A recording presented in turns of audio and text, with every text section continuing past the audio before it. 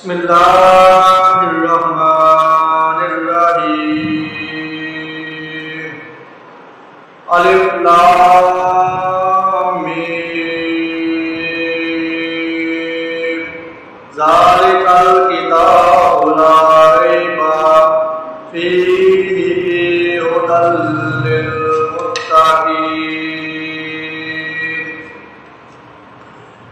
الف لام میم یہ اللہ کی کتاب ہے، اس میں کوئی شک نہیں ہے، ہدایت ہے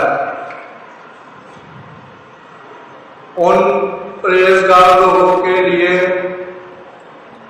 الذین یؤمنون بالغیب ویقیمون الصلاۃ ومما رزقناہم ینفقون۔